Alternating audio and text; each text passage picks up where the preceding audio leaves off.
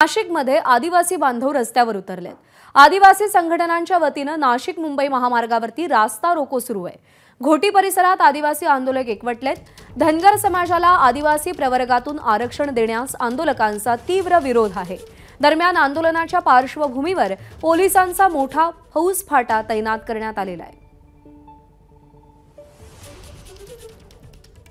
धनगड आणि धनगर एकच आहेत असं म्हणत सरकारने आंदोलनानंतर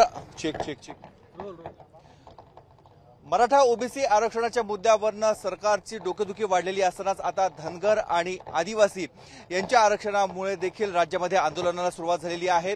विधानसभेचे उपाध्यक्ष नरहरी झिरवाळ आज मुंबईमध्ये लोकप्रतिनिधींसह आंदोलन करत असताना नाशिकमध्ये आदिवासी बांधव रस्त्यावर उतरलेला आहे।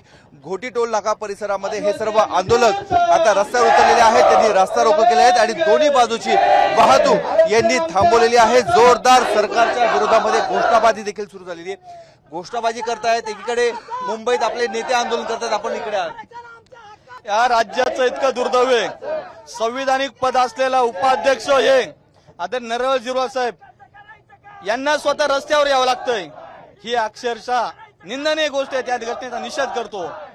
राज्याचे मुख्यमंत्री आदरणीय एकनाथजी शिंदे साहेब यांनी राज्याचे मुख्य सचिव विकासजी खारगे साहेब यांच्या अध्यक्षतेखाली धनगड आणि धनगर असल्याचा जी.आर. काढण्यासाठी समिती स्थापन केली।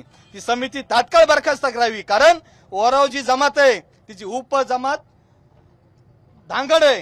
धांगडला मराठीत म्हणतात आणि त्या धांगडला इंग्लिश मध्ये धनगड म्हणतात। पण धनगड या शब्दाचा विचार त्या पडवळकर का फिडवळकर असलेला हाफ बुद्धीचा त्यांनी करून धनगड आणि धनगर एकच असल्याचा धनगरांना आरक्षण द्यावं यासाठी पुढाकार घेतात।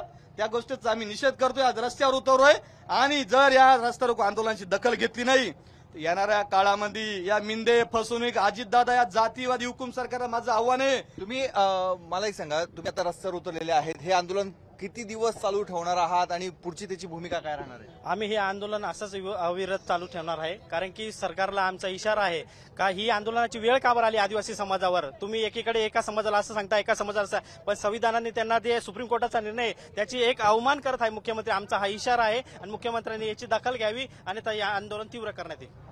आपण बघतोय आदिवासी बांधव रस्त्यावर उतरलेले आहेत। टप्प्याटप्प्याने अशा स्वरूपाची आंदोलनाची डाळ ही उठवली जाण्याचा इशारा दिलेला आहे। त्यामुळे आजच्या आंदोलनाची सरकार नेमकी काय दखल घेतं हे बघणं अत्यंत महत्त्वाचं आहे।